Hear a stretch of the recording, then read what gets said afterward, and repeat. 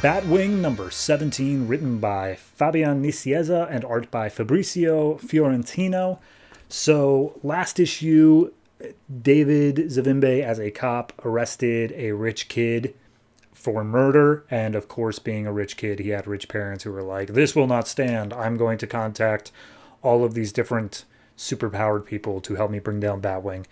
So, this issue picks up with Batwing flying through the sky, and all of a sudden he has a target locked onto him, and he just explodes out of midair.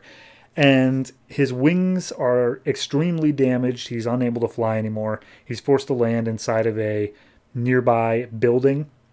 And we see that the thing flying after him is a guy named Sky Pirate, who is one of the people who was hired to take out Batwing for, what was the guy's name? Maxberry, whatever it was.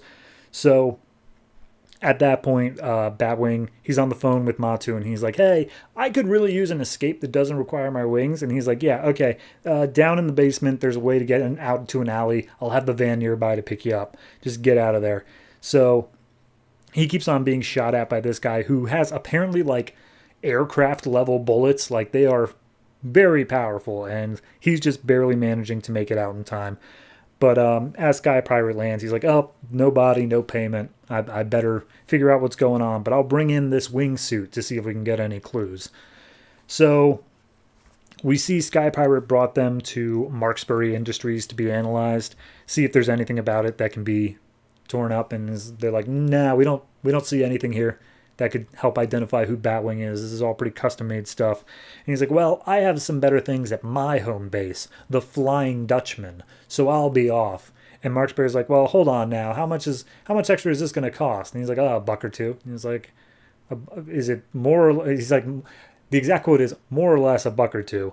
And then he's like, more or less which? And he's like, a whole lot more than $1 or $2. So Marksbury then is calling up someone else on his Q pad, and he's like, hey, are you going to be able to get my kid out of jail? And we see that the person, I think that they make it pretty clear here, it's Dawn, the mercenary from before, because they literally say, I've heard you suffered a recent stabbing. So it's Dawn, turned to the dark side. Didn't really hide it that much, but regardless, they're going to get the son out of jail and then extradited, or sent to a country that doesn't extradite to the Congo. So at this point, Matu is telling David, like, hey, like, you really could have died there. Like, you really need to be more attentive to, like, who you're fighting, because this guy snuck up on you, surprised you, and then nearly killed you in, like, 3 panels. And he's like, look, the biggest thing here was he surprised me. I brought a knife to a gunfight.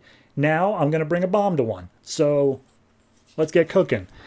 But first he has to do his actual police work job. And he's, of course, been the outcast and the pariah because the rich guy was under protection and David didn't take no bribes. So now everyone kind of hates him. And he's like, okay, what is it going to take for me to get off desk duty? I just need someone to partner up with me. What about Kia? And it turns out Kia sees how much of like a whirlpool of success he is, in terms of he just sucks it all away. And so she is unable, she's like, I'm not joining in with you, I'm staying away from you. And David just loses his crap for a second. He turns on the whole department. He's like, oh, I'm sorry I don't take bribes. I'm sorry I believe in justice. Screw all of you. And then one of them was like, hey, your dude that you who risked your entire reputation to arrest, he's never going to see the inside of a jail cell, and you're going to be stuck here on desk duty. That's the justice here. So at this point, we see that the alarms are going off at the jail where the kid is being kept, and yeah, he's being broken out. And David's like, okay, all right, need to go deal with that, but I kind of am forced to go as David because I'm on the job, and people wonder why the cop is not responding to the call. And we see inside the jail, like, it's prisoners versus guards, and everyone is just kind of tranked in the end. And we see Dawn standing there like, oh, Ansel, I'm here to get you out of there. So cut to the Flying Dutchman for like a page where it turns out that they tore apart the armor. Everything was custom made except for a single microchip, which was made by a company that they pressured to give up information on. And then they studied the surveillance footage at the post office to see who it was mailed to. And they came across Matu. And they're like, we're going to get his address and we're going to interrogate him. So cut to David arriving at the jail, and he immediately runs off without any of the other cops. And they're like, hey, David's going in alone. This is our chance. And at this point, we cut back to Matu, who's like, oh, sounds like he's in a lot of trouble because he's not in his Batwing suit. I can't really do anything to help. But he hears this rumbling from above, and he's like, hey, I think that our base, the Haven, might be under attack. And he opens up, like, the roof access to see what's going on. And this giant, like, Star Trek-sized ship has just, like, hovered right over top of him. So David's inside the jail, and he starts getting attacked by other prisoners. He's like, oh, right, of course, jailbreak. I should have seen that coming. But then one of the prisoners gets shot in the head, and he realizes that the cops were aiming for him. And he's like, crap. The cops they're coming after me as well. This is the worst. So he makes his way upstairs trying to escape them. And at the top of the stairs is Dawn. And she's wearing like a mask and all this stuff. But then David's immediately like, oh, God, Dawn, I recognize your voice. What are you doing here? And she's like, after our whole thing with that Bud cult last arc, I realized that I wanted to be on the winning side, not the side of the angels. I'm willing to take whatever jobs come my way. And he's like, you know this is wrong. I'm not leaving. I'm not letting you leave with that boy. And she's like, okay, well, you don't have a gun anymore, and I have 2 guns trained to you. And he's like, doesn't matter. I'm not moving. I know you're a good person. And then 2 gunshots fire off on a black page, which, considering there were 2 cops chasing after him, I can't imagine who they were aimed for. But hey, I'm going to pretend like it's actually a cliffhanger. Yep, David gets shot this issue.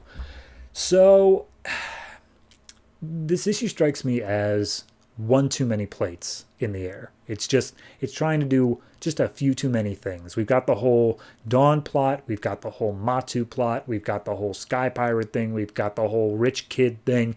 It's just a bit much going on. And I like each of the plots. I just think it's too many of them. Like, this doesn't do a great job at balancing properly. I would say that the Dawn plot is the heaviest hit, in that the explanation we get is so half-hearted of why she changed from good guy to at least neutral. Like, I don't know. I just kind of want a little bit more on that. As for the rest of the plot, like, I guess, yeah, rich guy buying off mercenaries, that's not unheard of, but it does seem extraordinarily petty. So maybe a little bit more on that as well. It's just, like I said, one too many things going on, and nothing gets the attention that I think it deserves. So I'm going to give this one a 6.5. I do think that Matu may not be long for this world, just judging based off the next cover I see, which is Matu not in good shape. So we will see if Matu manages to survive next issue.